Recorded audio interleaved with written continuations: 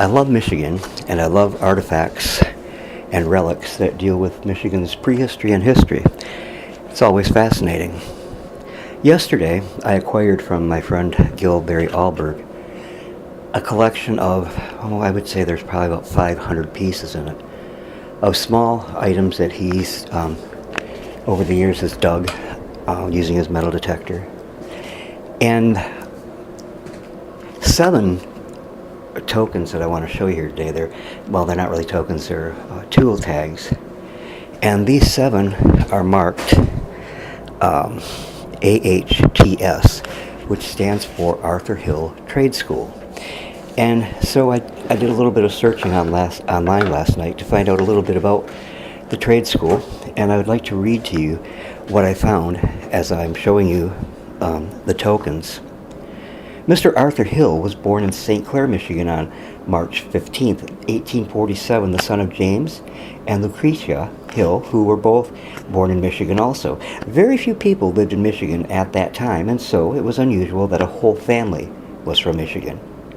Mr. Hill received his education in the public schools of Saginaw and went to the University of Michigan, where he got a degree in civil engineering in 1865. And after his graduation, he worked for a few months in Minnesota in the railroad business. When he returned to Michigan, he studied law for a time at the University of Michigan. Now, for many years, he was a landlooker for his father, who had lumbering interests here in Michigan at that time. He learned well from these hard-working days. He would travel all over the timberlands, learning the lumber business. And after 7 years of this, he returned to Saginaw, where he and his older brother formed a lumber company. And after successful lumbering and shipping businesses, he became an important Saginaw civic leader.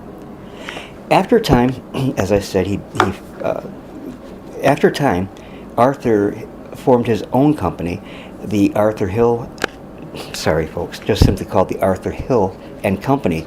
And soon, the Michigan forests were gone. But Arthur had foreseen this and had already extended his holdings to Minnesota, Canada, and to the Pacific Northwest.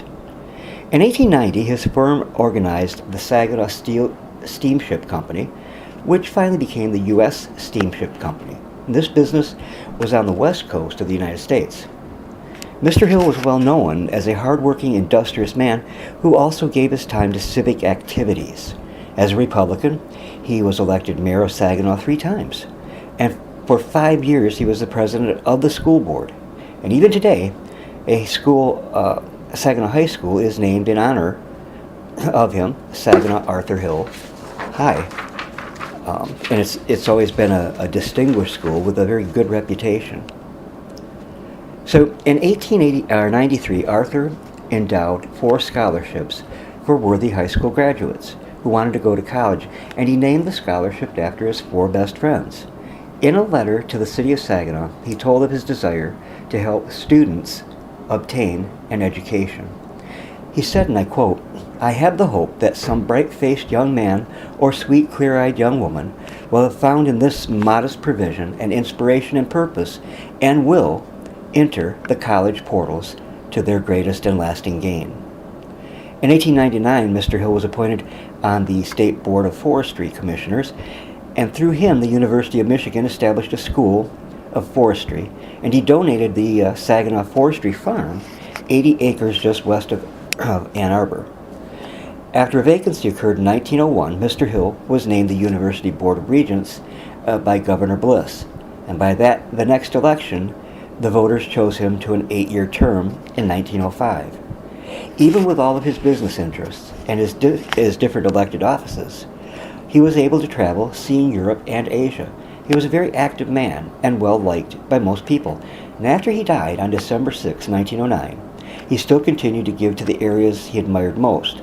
The University of Michigan received $200,000 for an auditorium, $200,000 to the city of Saginaw for an industrial trade school, the Arthur Hill Trade School of Saginaw, $50,000 to the Saginaw General Hospital, and many other scholarships and gifts. These tool tags that I'm showing you now as you watch this video are small remembrances of that great man and of the school that he established with his generosity. And so it's kind of a tribute to Mr. Arthur Hill, and his legacy lives on. Thank you for watching, and I hope you enjoyed this. God bless you all.